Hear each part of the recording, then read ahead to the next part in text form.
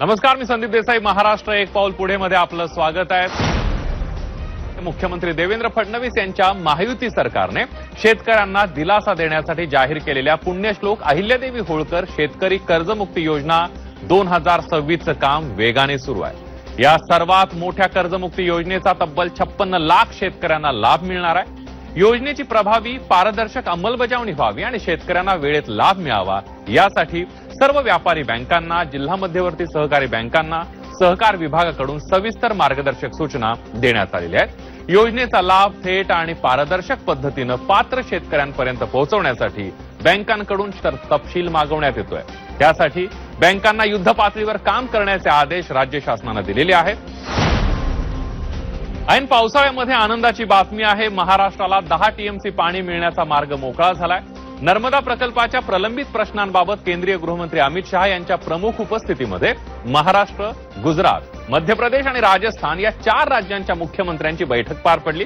या बैठकीला 20 वर्षांपासून प्रलंबित असलेला प्रश्न सुटला असून महाराष्ट्राला 10 टीएमसी पाणी मिळण्याचा मार्ग मोकळा झाला अशी माहिती मुख्यमंत्री देवेंद्र फडणवीस यांनी दिली आहे. या पाण्यापैकी 5 टीएमसी पाणी उकाई धरणातून उचलण्याबाबतही बैठकीमध्ये अनुकूल निर्णय घेण्यात आलाय. नर्मदा प्रकल्प पूर्ण झाल्यानंतर त्यातून महाराष्ट्राला केवळ वीज मिळाली, मात्र राज्याच्या वाट्याचं 10 टीएमसी पाणी मिळालं नव्हतं. त्या दृष्टीनं या बैठकीमध्ये महत्वाचा निर्णय घेण्यात आला अशी माहिती मुख्यमंत्री देवेंद्र फडणवीस यांनी दिली आहे. नर्मदा प्रकल्प पूर्ण होऊन पुष्कळ वर्ष, गेट्सही 2014 साली क्लोज झाले, पण महाराष्ट्राला मात्र एक थेंबही पाणी त्यातनं मिळालेलं नव्हतं. आपल्याला केवळ वीज मिळत होती. आजच्या बैठकीमुळे महाराष्ट्राच्या हिस्स्याचं 10 टीएमसी पाणी हे मिळण्याचा मार्ग मोकळा झाला. मोठा फायदा हा महाराष्ट्राला आजच्या या बैठकीमुळे झालेला आहे.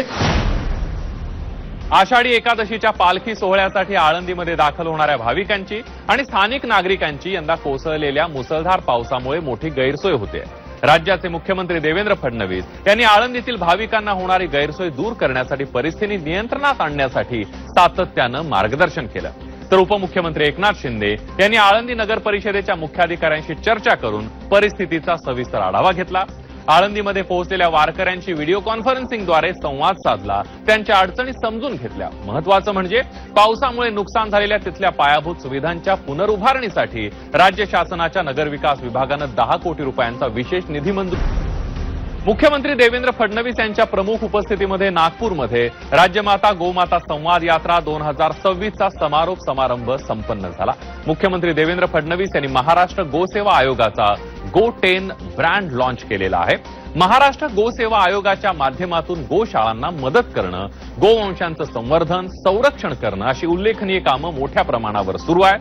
गोमाता नैसर्गिक शेतीचा केंद्रबिंदू असून आज समाजामध्ये गोवंशांबद्दल मोठी जागृती निर्माण होते आहे. चांगल्या दर्जाचं दूध देणाऱ्या देशी गायींच्या माध्यमातून एक मोठी अर्थव्यवस्था उभी राहू शकते. आपल्याला केवळ पारंपरिक गोपालनावर मर्यादित न राहता गो आधारित अर्थव्यवस्था उभी करावी लागेल, असं मुख्यमंत्री देवेंद्र फडणवीस यांनी यावेळेला नमूद केलं. मुख्यमंत्री देवेंद्र फडणवीस आणि राज्यपाल जिष्णुदेव वर्मा यांच्या उपस्थितीमध्ये 2023-24 या वर्षामध्ये कृषी क्षेत्रात उल्लेखनीय कार्य करणाऱ्या शेतकरी आणि अधिकाऱ्यांच्या सन्मानार्थ कृषी सन्मान समारंभ 2026 पार पडला. हा केवळ औपचारिक सन्मान नसून आपल्या कृषी संस्कृतीचा गौरव आहे, असं मुख्यमंत्री देवेंद्र फडणवीस म्हणाले. इतर शेतकऱ्यांसाठी प्रेरणादायी ठरलेले पुरस्कार विजेते शेतकरी हे कृषी विभागाचे अँबॅसेडर आहेत, असं म्हणत मुख्यमंत्री देवेंद्र फडणवीस यांनी पुरस्कार विजेत्या शेतकऱ्यांचं कौतुक केलंय. उपमुख्यमंत्री सुनेत्रा पवार देखील या कार्यक्रमाला उपस्थित होत्या. भर पावसामध्ये आनंदात वारकरी पांडुरंगाच्या भेटीसाठी आतुर झालेले आहेत. दरवर्षीप्रमाणे आषाढी वारी उत्साहामध्ये सुरू झाली आहे. उपमुख्यमंत्री सुनेत्रा पवार यांनी देहू नगरीमध्ये जगद्गुरू संत श्रेष्ठ तुकाराम महाराजांच्या पालखी प्रस्थान सोहळ्यामध्ये सहभागी होत माऊलींच्या पादुकांचं दर्शन घेतलं. विधिवत पूजा अर्चा केली. वारकरी संप्रदायाची अखंड भक्ती, समर्पण आणि सेवाभाव प्रत्येकाला प्रेरणा देणार आहे. श्री विठ्ठलाच्या कृपेनं सर्वांच्या आयुष्यामध्ये सुख, शांती आणि समृद्धी लाभो आणि राज्यामध्ये भरघोस पीक नांदो हीच प्रार्थना. रामकृष्ण हरी असं साकडं उपमुख्यमंत्री सुनेत्रा पवार यांनी घातलंय. या बातमीसह महाराष्ट्र एक पाऊल पुढे मध्ये वेळ झालेली आहे. इथे थांबायची. ताज्या बातम्यांसाठी पहा फक्त झी 24 तास.